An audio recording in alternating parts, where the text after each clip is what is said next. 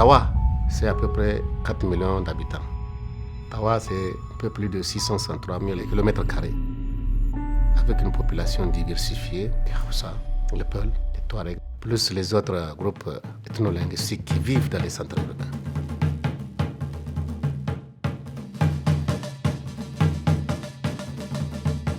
Aujourd'hui, Tawa est tourné bien sûr vers les actions de développement économique.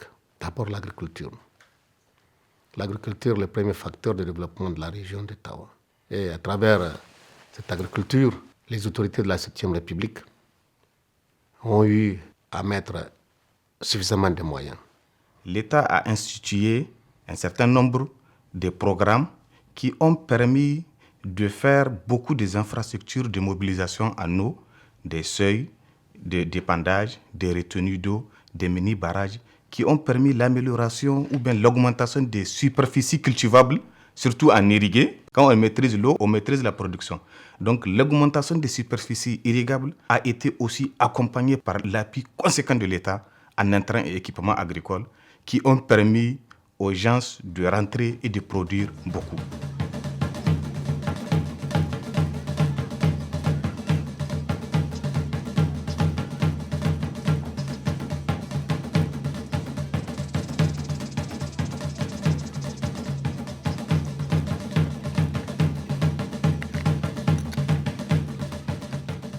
Da ka sai zamanana muke gabanza yanzu da yi muna wanga aiki na shugaban kasa da yayi muna ya kawo muna canji insha Allah kuna gani yanzu ai kun zo kun gane mai idan ku al'umma rabin keto duk tana cikin haramar ga ana neman abin da an kaci saboda wanga aiki da an kai muna shi na muka fata mun yi godiya bisa wanga aiki da muna na shugaban kasa Allah ya sa shi ƙara kulo muna shi ƙara mana bisa wanga aiki.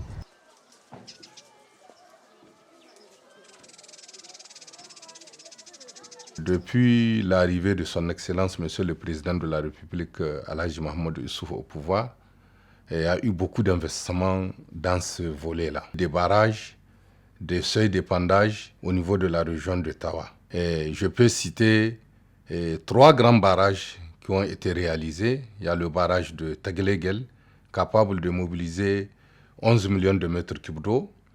Il y a le barrage de Anekar, capable de mobiliser 6 millions de mètres cubes d'eau, et le barrage de Guidamagaji dans le département de Malbaza, capable de mobiliser environ 2 millions de mètres cubes d'eau.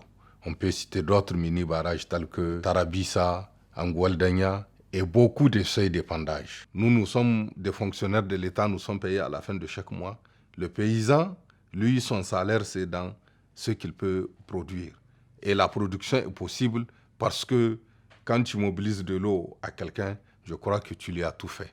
À travers l'initiative 3 jeunes, l'État a développé la maison du paysan. Une maison du paysan qu'on trouve dans chaque commune. Vous avez les engrais agricoles, vous avez les intrants aliments bétail, vous avez les matériels agricoles. Vous avez tout à la disposition à côté donc de cet éleveur, à côté de cet agriculteur.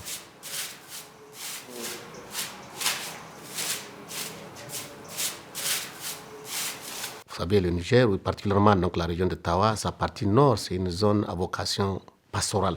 L'année a été très bonne, pâturage abondante, des mares permanentes et semi-permanentes dans les régions, qui met à l'aise l'éleveur. À cela, bien sûr, vient s'ajouter l'appui de l'État. L'État qui ne cesse d'appuyer à travers les aliments bétail, à travers des vaccinations, à travers, en tout cas, les suivis réguliers pour appuyer l'embonpoint nécessaire de contemplation aujourd'hui, que ce soit l'élevage non seulement intensif, mais aussi commercial. Dans le cadre du programme de Renaissance, on a connu plus de 6 sécheresses, là où la production était nulle, et c'est le déficit alimentaire. Mais le gouvernement a toujours pris le taureau par les cornes avec les appuis qu'il est en train d'amener dans les collectivités du Niger, tout le territoire. Il n'y a pas une commune qui va te dire qu'il n'a pas reçu des vivres dans le cadre de l'appui alimentaire, la distribution gratuite, des ventes à prix modéré, des sacs qui font 20 000 francs, on vous le revend à 11 000, à 12 000. Vraiment, ça, j'ai dit que vraiment, on s'en félicite.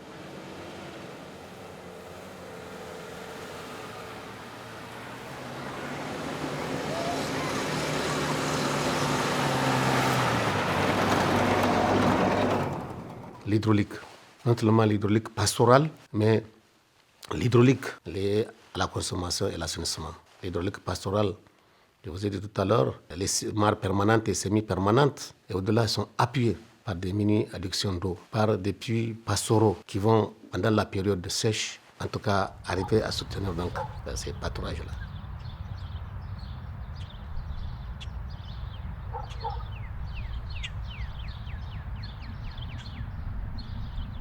Aujourd'hui, le Niger, vraiment, dans tous les pays du monde, surtout dans la sous-région africaine, on ne fait que s'en féliciter et on appelle même Issoufou le champion.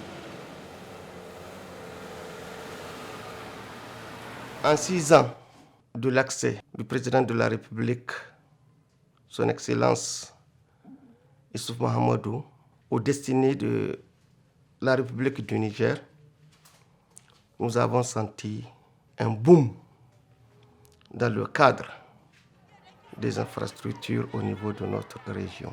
742 salles de classe en matériaux définitifs ont été construites, réceptionnées et toutes équipées.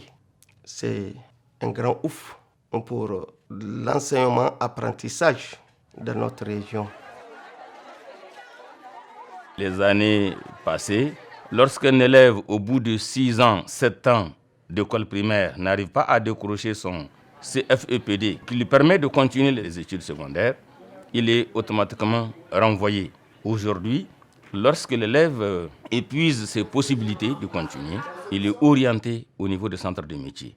Et des milliers d'élèves sont orientés chaque année au niveau des centres de métiers pour apprendre un métier au lieu d'aller grossir les lots d'enfants se trouvant dans la rue. En 2011, nous n'étions qu'à 34 645 élèves, tous cycles confondus. Mais aujourd'hui, nous sommes à 103 169 élèves. Et ces élèves pour qui nous sommes ont chaque eu leur kit. Tous, c'est des tonnes et des tonnes de fournitures, de tout ce qu'il faut, en tout cas pour les mettre dans de bonnes conditions d'enseignement-apprentissage. Soyons reconnaissants, il faut féliciter son Excellence, à l'actif de qui tout ceci se passe. En matière d'enseignement, la matière première, c'est pratiquement l'enseignant. Quand vous disposez d'une bonne matière première, vous allez avoir en tout cas un bon produit fini. Près de 8000 enseignants ont été formés pour la région de Tawa pour rehausser leur niveau en termes de contenu qu'ils enseignent et rehausser leur niveau en termes de pratique pédagogique.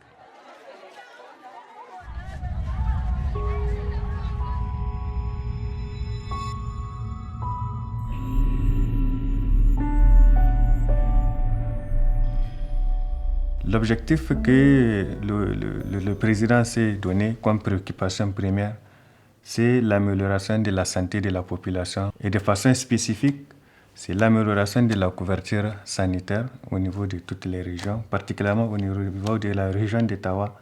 Depuis son accession au pouvoir, la couverture est passée de 45% à 50,91%. Le personnel, selon les normes, qui est passé de 28% à 82%. Les centres de santé intégrés avec un seul agent qui est passé de 45 à 75%. Et le taux d'accouchement assisté par un personnel qualifié qui est passé de 28 à 54%. Il y a aussi le taux de mortalité infantile qui a chuté de 318 pour 1000 naissances vivantes à 87 et le taux de mortalité maternelle qui est baissé de 700 à 455 et pour 100 000 femmes. En termes d'action concluante, c'est surtout la dotation de toutes les formations sanitaires en ambulance. Au niveau de la région de Tawa, nous avons reçu 37 ambulances. Cela nous a permis de prendre en charge toutes les femmes en difficulté au moment de naissance dans les régions, en tout cas difficiles d'accès, dans les régions qui sont très éloignées des formations sanitaires.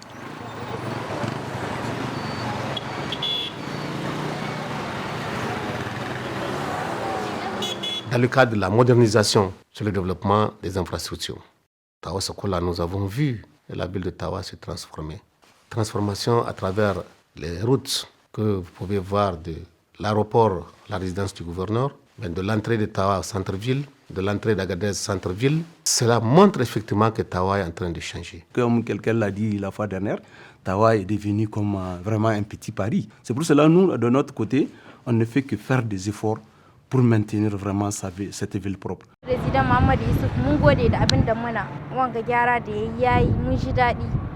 Ya hidda mu da cikin wani hali da ake ciki nan. Tawa yanzu ta zama sakola, ta yi wani ba a ma cewa komi, abin ya burge kowa da kowa. Au nom de ces populations-là, je peux vous dire que Tawa aujourd'hui salue en tout cas toutes les actions entreprises par le président de la République, son Excellence Alhaji Ousmane, qui a apporté à travers son programme non seulement de la modernisation économique, la modernisation culturelle, pour amener les Nigériens non seulement au travail, un travail en toute responsabilité, avec plus de conscience, mais aussi aller vers le développement économique.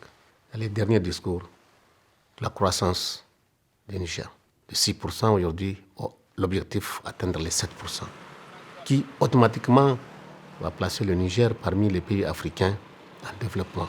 Et je crois que c'est une bonne chose. Et c'est pourquoi donc, nous, en tant que responsables régionaux, en tout cas, nous appuyons en tout cas cette politique du président de la République à travers son Premier ministre et les membres du gouvernement.